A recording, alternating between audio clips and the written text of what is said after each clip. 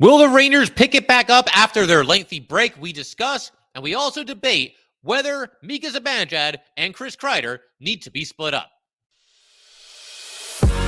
You're Locked on the New York Rangers, your daily podcast on the New York Rangers. Part of the Locked On Podcast Network, your team every day.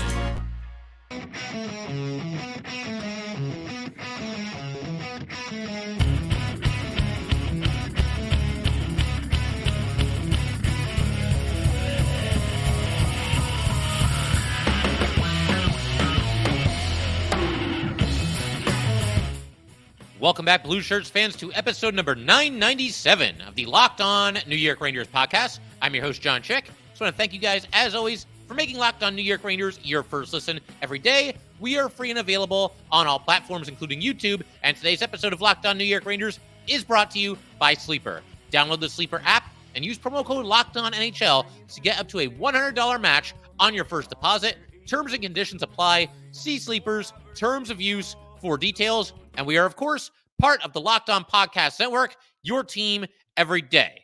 So, want to go ahead and talk a little bit here coming out of the All-Star break. You know, the All-Star festivities were over the weekend, Friday and Saturday. You get the skills competition, you get the actual All-Star game tournament, and big congratulations to Igor Shesterkin and Vincent Trocheck. They ended up on the same team, which I want to say was like coached by Justin Bieber or something. Full disclosure, I did not happen to catch the All-Star game this year. Sounds like it kind of got mixed reviews as far as hockey fans are concerned, but regardless, want to dive back into what's going to be basically the second half of the season here for the Rangers, and a couple of the things that I think the Rangers need to do better coming out of the All-Star break, because obviously this was not a good month of January for the Blue Shirts at all. It was nice to see them get that convincing win over the Senators to at least go into the break on a high note, but overall the month of January, one that the Rangers themselves, and I think a lot of us Ranger fans would probably like to forget. But regardless, here are a couple of things that the Rangers in today's episode we're covering that they probably need to do better, pretty much definitely have to do better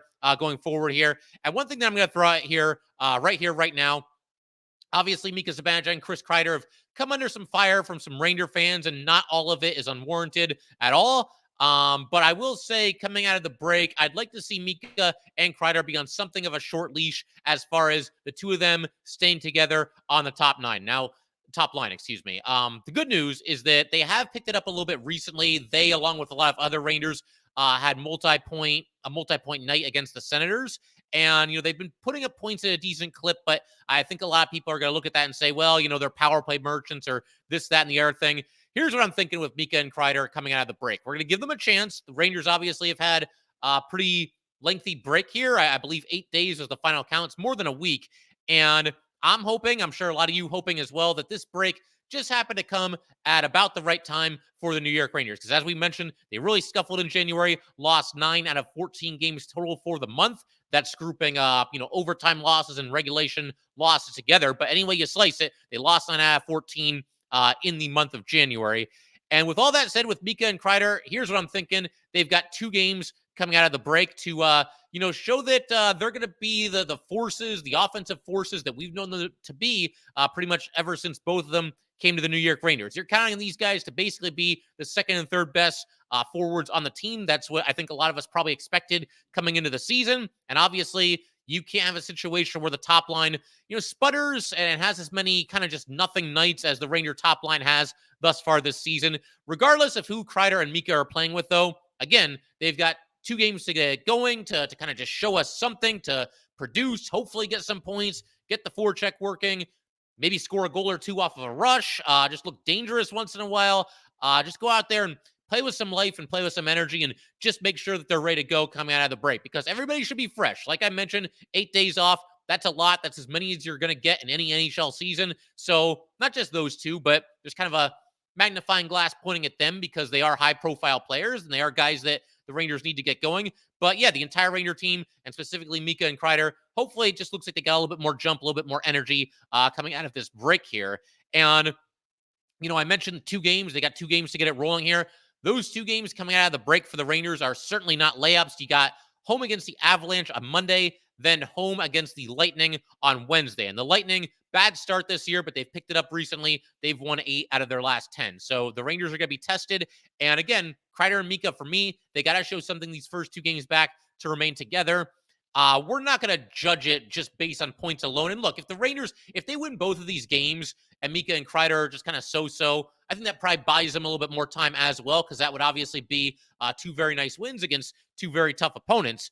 But again, they just have to be a little bit better 5v5. The bottom six not contributing a lot offensively. You'd like to get a little bit more out of those guys, but you can somewhat live with it because it's the bottom six. The top line having just very hit and miss kind of performances, that's just not going to cut it. The top line needs to be a little bit more of a force, and obviously it starts with the two of them, regardless of whoever the right wing might be, coming out of the break and going forward. And my understanding is that the Rangers are actually practicing a little bit later today. It's about 1 o'clock as I'm recording this, so I think they're going to be in action on around 2 o'clock here on Sunday afternoon. That being the case, we'll see how the lines look, and we'll talk about that in our next episode. Might do another episode Monday before the Rangers play. But as far as, getting back to Mika and Kreider here and what they can do to kind of, if they split them up, what it can look like. We had Vince Mercogliano let's try that again. We had Vince Mercogliano on the show a little bit, not too long ago, last week, a couple episodes back. And he threw out the idea, we're going to go through his line combinations and also my combinations. He wanted to see the Rangers try Panarin, Mika, and Lafreniere on the top line. And something that does, it does break up Mika and Kreider, but it also kind of stacks that top line, and it keeps Panarin and Lafreniere together, which is something the Rangers probably should do. So I like that idea. That looks like a good top line. And then, per Vince's idea, you'd have Kreider and Trocheck together on the second line. And as Vince pointed out, and it's something that I'll kind of echo here, the two of them have shown chemistry when they're together in the past. The two of them have scored a couple of nice goals off of the rush, last season, and not really so much this year because they just haven't played together all that often. But we saw some of that last year. And then for Vince's line combos, I would assume that would either mean Kakko or Wheeler with Kreider and Trocheck, and that would be your top six right there. My idea, and something that I've kind of tossed out there a couple of times, is you go with the top line, you actually bump up Will Cooley to the top line. That might sound a little bold, and obviously Cooley is very young. He's a rookie. You don't want to put too much on his plate, but I don't know. I mean, has Will Cooley looked overwhelmed or overmatched for a single second, a single game that's gone by this season? No, I don't think he has. So maybe he's ready for a test like this. And if you try and it doesn't work, you can always drop him back down to the third line. And that's something else here. The Rangers, for all their struggles that they've had recently, they are still in first place in the Metro Division. You don't want to get too cute. You don't want to mess around too much and see your division lead evaporate and you fall down in the standings. And before you know it, you don't even have home ice advantage in the first round of the playoffs. That would not be ideal. But where they are in the standings, it does buy them a little bit of leeway to try some different things and just see how they work as you prepare to, ultimately take the ice in the playoffs and hopefully go on a deep run. But if you want to try that, you could go Cooley, Mika, and Kakko as your top line. And again, that's the kind of line that might need a little bit of work. Those three haven't played together, a ton. I mean, Kakko's obviously been on the top line at different portions of this season. Cooley hasn't ever really played with Mika. And Cooley and Kakko, there's times they've both been on the third line. There's also times where, Kakko's been on the top line. But that might take some time. I think it's a good test from Mika. Mika tends to elevate wingers, whoever's playing with him. So that could be interesting. We saw Lafreniere, Mika, and Kakko for a spell last year, and I thought that looked good, the little amount of time that they had together. But we're going to go Cooley, Mika, and Kakko here.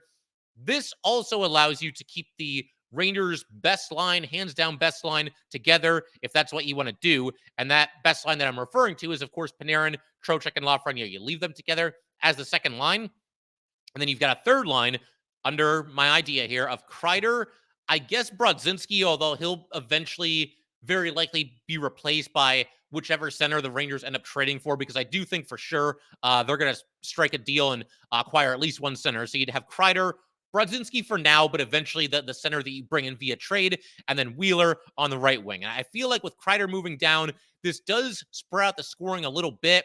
Hopefully Kreider and Mika being split up gets them both going a little bit if the Rangers do eventually have to do that.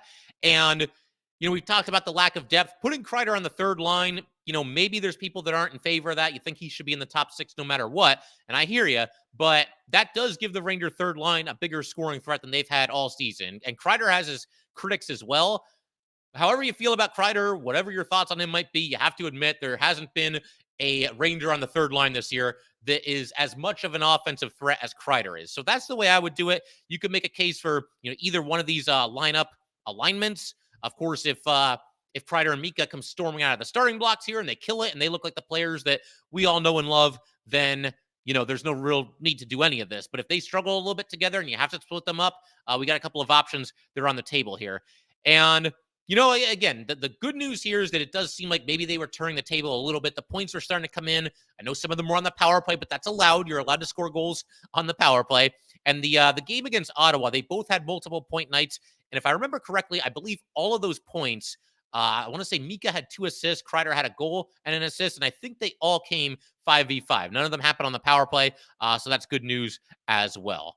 And in fact, we're actually going to talk about the power play in a minute. Yeah, the Rangers didn't score on the power play in that game against the Senators, if you can believe that. So yeah, all those points did come at even strength for the Rangers in general and also for Mika and Kreider there. So going to keep everything rolling in just a second here. I want to turn our attention to the Ranger power play and talk about how that's big going forward. Obviously, they got to get the power play back on track. They've scuffled a little bit. I mean, they've scuffled in just about every area of the game in the past month, but that's one area that's very, very noticeable, and it's something that we're going to discuss in just a second here. First, though, definitely want to let everybody know that today's episode of Locked On New York Rangers is brought to you by our good friends over at Sleeper.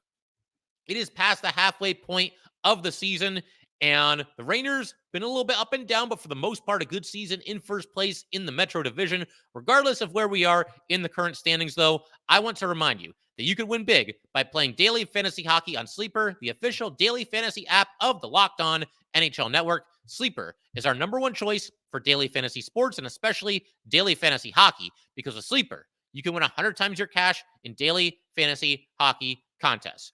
All you have to do is pick whether studs like Panarin or Mika or Fox or Igor will record more or less than their Sleeper projections for things like goals, assists, saves, plus minus, and more in a given game. To win 100 times your bet on Sleeper, you need to correctly predict the outcome of 8-player stats. You heard me, Ranger fans. You can win 100 times your money playing daily fantasy hockey with Sleeper, so start paying attention and nail your picks so you can start winning big. Use promo code LOCKEDONNHL.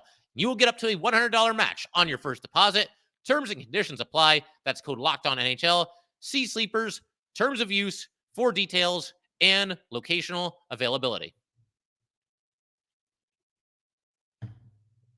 All right, we're going to go ahead and keep everything rolling here. And for the everydayers, thank you guys, as always, for tuning in to Locked On New York Rangers podcast. I'm thinking we probably are going to do another trade-centric episode in our next one. If there's a player that anybody wants me to discuss, we've talked about a couple of players, leave it in the comment section on YouTube. Email me. I'll give the email at the end of the show. As long as it's like within the realm of reality, as far as the Rangers trading for such a player, like if somebody says, oh, they should trade for Nathan McKinnon. Yeah, I don't think that's going to happen. But as long as it's like somewhat realistic, I'll talk about whatever player you guys want me to talk about. I've got a couple in mind myself, but let me know. Just let me know who you want me to talk about, and we can continue doing these trade-centric episodes going forward. But for the time being right now, let's take a look at things the Rangers, once again, must do better coming out of the break for the second half of the season. We're a little bit past the halfway point, but obviously you know what I mean. So the power play. I don't want to go too overboard here as far as my critique of the man advantage for the Rangers, because despite their recent struggles, they still are number 3 in the league in power play at 27.2%. They trail only number 1 Tampa and number 2 Carolina. But there is kind of a feeling of sameness with the Ranger power play. It does feel a little bit stale right now. It does kind of feel like, teams are keying on certain things and they kind of know what the Rangers are looking to do. Most notably, the one-timer to Mika Zibanejad, and he's kind of in a slump with those again recently. He found it for a little while, and recently I feel like he just can't hit the net with that one-timer on the power play. But if we look at what the Rangers did game by game for the month of January, from most recent to least recent, this is the Rangers on the power play. 0 for 3, game by game here again. So we start with 0 for 3, and then 0 for 2, 0 for 3, 2 for 4, 0 for 3, 1 for 3, 1 for 2, 0 for 5, 0 for 3, 1 for 3, 1 for 2, 0 for 3, 1 for 2, and 0 for 3. That's 7 for 38 in total. And that's a percentage of just 18.4%, which if that was their season-long percentage, that would put them in the bottom third of teams as far as power play efficiency is concerned. But it's not just, the numbers and the percentage. I mean, that's obviously something that you want to look at, but it just hasn't been good lately. There's been this epidemic has come back to the Rangers where they're trying to pass the puck into the net. There was a power play. Our friends over at Forever Blue Shirts, that account tweeted something out. I believe it was Anthony Scoltori. I believe he's the one that runs their social media, handle there, the Forever Blue Shirts handle on Twitter. And we'll definitely reach out to Anthony. We haven't talked to him in a while. Definitely want to get him back on the show. He does an awesome job with Forever Blue Shirts.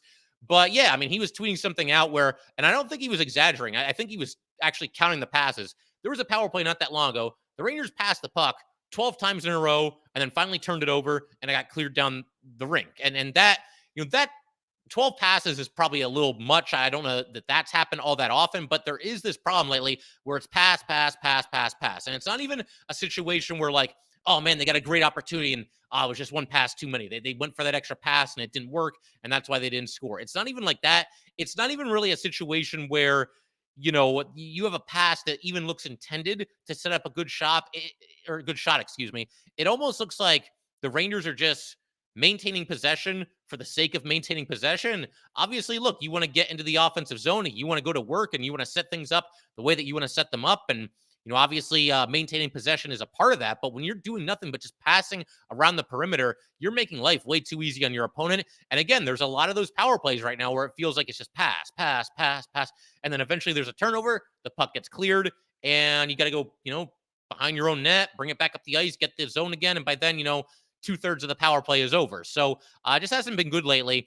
And it almost looks at time like the Rangers, when they're on the power play and they have the puck in the offensive zone, that they're almost like trying to play a game of keep away. And it kind of reminds me. So I have not played the new NHL video game. I believe it's NHL 24 that we're up to now. This is going to make sense in a second, so just bear with me. Anybody that's played the game, you guys can let me know if this is accurate or not. But there's a feature in this game.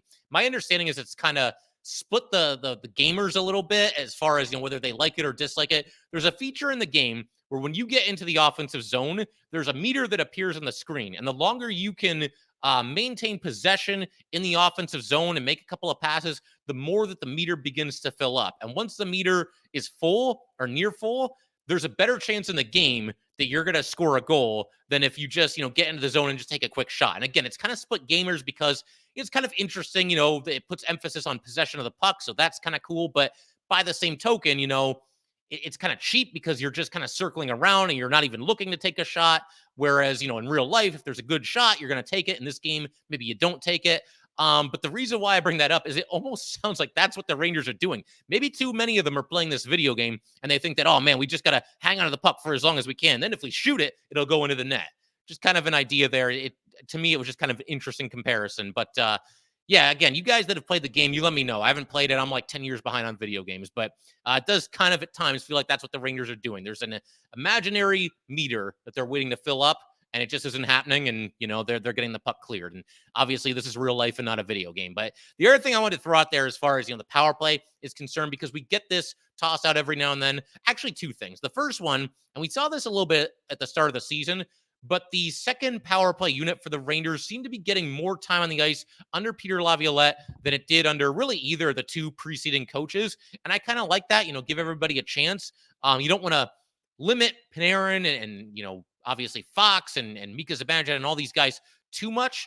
By that same token, you do want to have two units that you feel good about.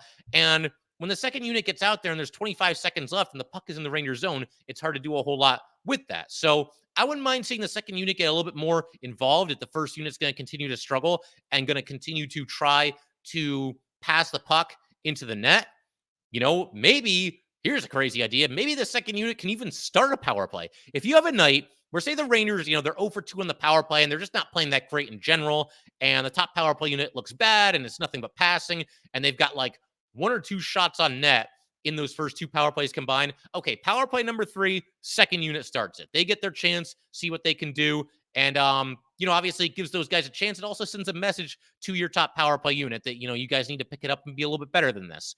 The other thing that I want to mention here that you could do is you could go with some new power play units. Again, 3 different coaches, 3 similar philosophies on that top power play unit where they don't want to break them up. It's always the same 5 guys. For years, Strome was kind of the 5th guy, but ever since Trocheck came to the team and Strome left, it's been Trocheck. But again, that quintet just kind of stays together. The other 4 guys have been there throughout, the last 3 coaching tenures, the last 3 different coaches that have obviously been at the helm of the Ranger bench there. So again, it's not illegal to do this. You can split up the top power play unit if you want to. to kind of throw out an idea as far as, if we want to be really dramatic and really split things up and really go for, a new look here, we could leave on the top power play unit, leave Panarin, leave Fox, leave Kreider, put Lafreniere on the top power play unit. And this one's a little bit out there. This one is definitely going to split Ranger fans as soon as I say this. Put Capo Caco. Why not give it a shot? Put him on the top power play unit and say sink or swim. Because I've heard a lot lately about how Caco, needs more opportunities. And, well, it's unfair to compare him to, that young player or this young player over here because, they went to really bad teams and they immediately got to play in the top 6 and they immediately got to play on the top power play unit. There's some truth to all that. But you know what? If you put Caco out there on that top power play unit and he's out there with guys like Panarin and Fox and Kreider and even Lafreniere with this, hypothetical power play unit that I'm throwing out there right now, there's not really going to be any excuses. If he doesn't start to pile up at least some points in doing that, then, that obviously you might want to look back to the original unit and not go with Caco up in that role anymore. Now, if you do that, that would also leave you with a second unit of, you would definitely have Mika and Trocheck there. I'm thinking maybe you could do 3 out of the 4 of Miller, Trouba.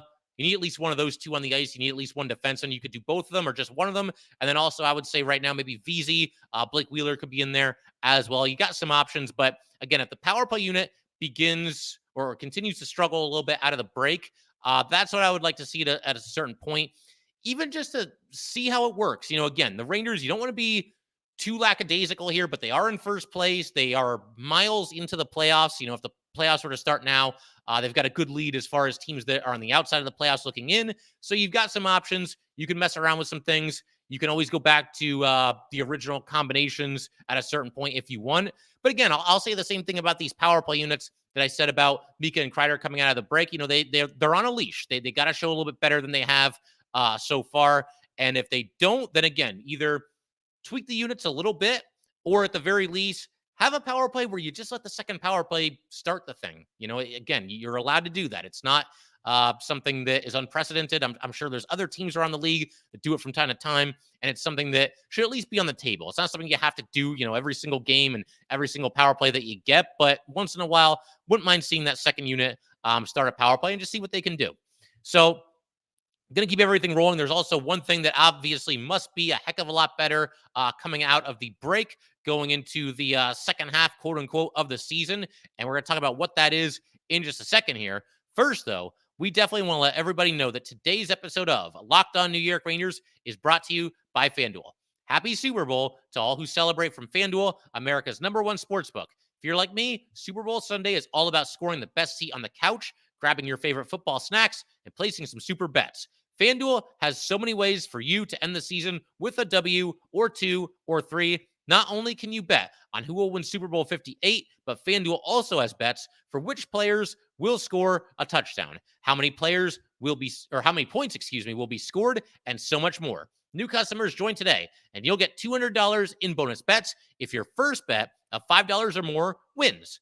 Just visit FanDuel.com/lockedon to sign up. That's FanDuel.com/lockedon. Make every moment more with FanDuel, an official sportsbook partner of the NFL. And we also just want to let you guys know that Locked On has launched the first ever national sports 24/7 streaming channel on YouTube. Locked On Sports Today is here for you 24/7, covering the top sports stories of the day with the local experts of Locked On, plus our national shows covering every league. Go to Locked On Sports Today on YouTube and subscribe to the first ever national sports 24/7 streaming channel. All right, let's go ahead and keep everything rolling here. One more thing that I want to talk about, what must be better for the Rangers coming out of the break. And this one is somewhat obvious, but I'm going to say it anyway because it is that important.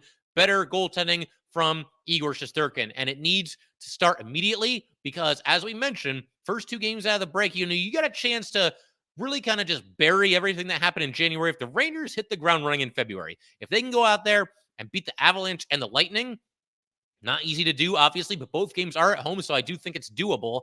Or even, get 3 out of a possible 4 points there. That would be solid as well. But if you can come out and just, show very well right out of the starting gates here, I think a lot of Ranger fans are going to be feeling a lot better. And the narrative, at least for a few days, is going to be, okay, that break did them some good. They're feeling better. Let's rock and roll in the second half here. But again, better goaltending from Igor Shesterkin has to start immediately. You are playing the Avalanche, obviously a high-powered team. They've got the usual suspects, Nathan MacKinnon, second in the NHL with 84 points. Rantanen, seventh with 66 points. Cale Makar is 12th with 58 points. There's a pretty big drop-off after that.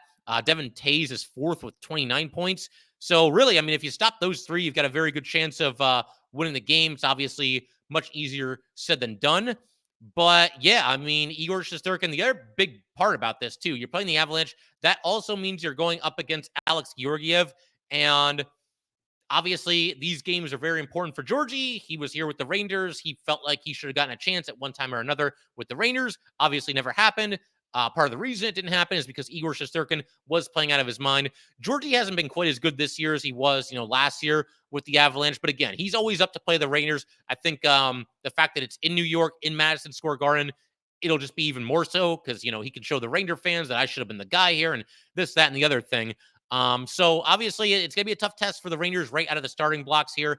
And for Igor Shesterkin, if he can come out, play his best hockey, look like Igor Shesterkin, look like vintage Igor, look like the guy that he was for his first 4 seasons in the league, then we're going to be feeling a lot better. And obviously the Rangers are going to have a good chance to win that game if he can outduel Alex Georgiev in that game. So that's going to be huge. Better goaltending in general, but certainly right out of the starting blocks against 2 tough teams like the Avalanche and the Lightning.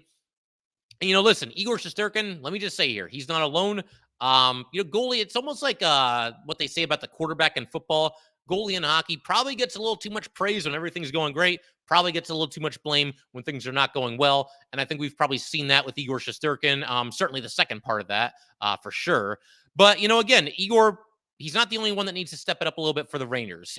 You look at everything that's happened this year, it's kind of been a strange season because one way or another, the Rangers, obviously they didn't play well in January, but one way or another, they have found their way into first place coming out of the All-Star break. Every single one of us would have signed up for that in about 2 seconds at the start of the season and felt pretty good about it.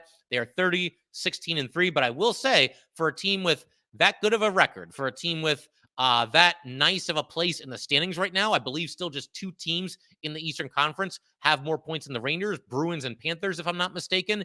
That all being the case, there are still a lot of players on this Ranger team, and we talked about a few of them, Igor, Mika, and Kreider, first and foremost. Them and a lot of other players, we're all kind of hoping that their best hockey is still in front of them. Igor, for sure. You could maybe throw pretty much every defenseman you could throw in there. Keandre Miller, not too long ago in an interview, admitted as much. He said, this hasn't been my best season, and he was hoping to pick it up. Even Adam Fox, I think he's got another level that he can get to. Lindgren, has mostly played well, but there's been a couple hiccups for him. Jacob Trouba, I thought, got off to an awesome start to the season. And there have been a couple games that it hasn't really been his night. And obviously, he's still going to be suspended for one more game coming out of the break here.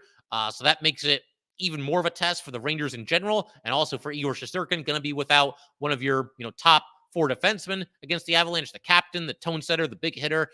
So it's going to be a big test for Igor and the rest of the team coming out of the break here. I also want to quickly talk about the All-Star game because obviously Igor Shesterkin played in that game. So too did Vincent Trocheck.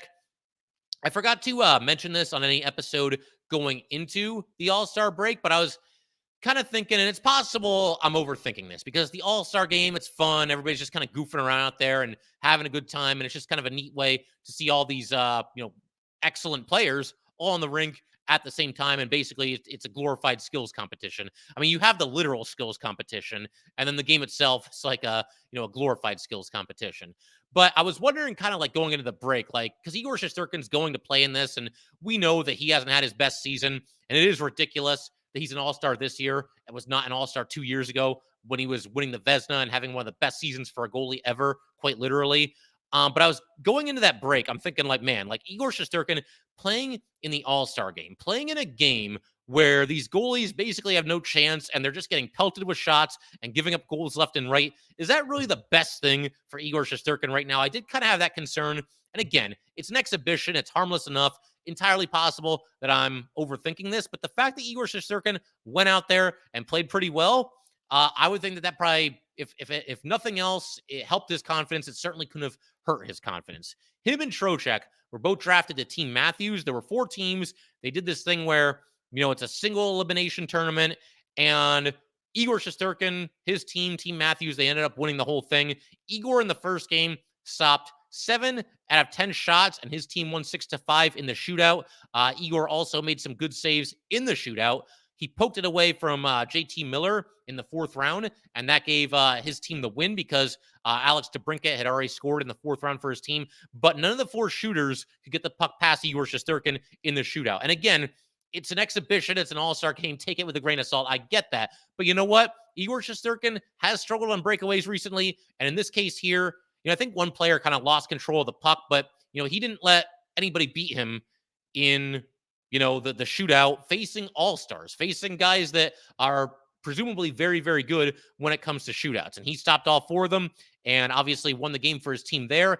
Then the second game, the championship game, Igor once again stopped 7 out of 10 shots during the game. His team, Team Matthews, won 7-4. And for the record, Igor in both of those games split them with fellow all-star goalie Jake Ottinger. But in both games, Igor stopped 7 out of 10 shots. And like I said, also did very well in the shootout. And look, stopping 7 out of 10 at first glance, that doesn't sound great at all. I mean, that's a terrible save percentage if it's, projected over a long season. But again, keep in mind the way these games are played. It's 3-on-3 the whole way through. Nobody's playing any defense. Nobody's hitting or checking or anything. And you're up against the absolute most skilled players in the world. So stopping 7 out of 10 in both of them, that's not bad at all. He made a couple of nice saves in the middle of all that. And like I said, I thought the shootout very encouraging as well. And while we're talking about the All-Star festivities, I might as well also mention Vincent Trocheck had an assist in both games. And he did mention that him and Igor, because they were on the same team, him and Igor were going to be chirping Peter Laviolette on the way back to New York on the plane. Because, obviously Laviolette was coaching a different team. I believe Laviolette was coaching the team, if I'm remembering this correctly, the team that Igor and Trocheck defeated in the finals. So they'll have bragging rights for at least a couple of days there. And look, hopefully this did Igor some good. I mean, hopefully he got away for a little while. He's got his coaches there. He's got his buddy Trocheck is there. Hopefully this is good. Hopefully he comes back relaxed, refreshed, ready to go. And hopefully, like I said, all-star game or not, hopefully that performance boosts his confidence at least a little bit, as much as an exhibition like that possibly can, because they're going to need him. When the playoffs roll around, you can't have bad goaltending and expect to go very far. You might be able to get by with, good goaltending. Obviously, elite goaltending can really tip the scales in one team's favor or another. But again, a lot of Rangers that we're all hoping have not yet played their best hockey, and I think Igor Shesterkin is at the very top of that list for most of us. Myself, for sure. He's right at the top for me. So figure we can pretty much call it there for today. Once again, if you guys would like to get in touch with this podcast, please send an email to lockedonnyrangers@gmail.com. Once again, that is lockedonnyrangers@gmail.com. Definitely give us a follow on Twitter as well, @LO_NY_Rangers. Once again, that is @LO_NY_Rangers. And definitely subscribe to the Locked On New York Rangers YouTube channel. Thanks again, guys. I will see you next time.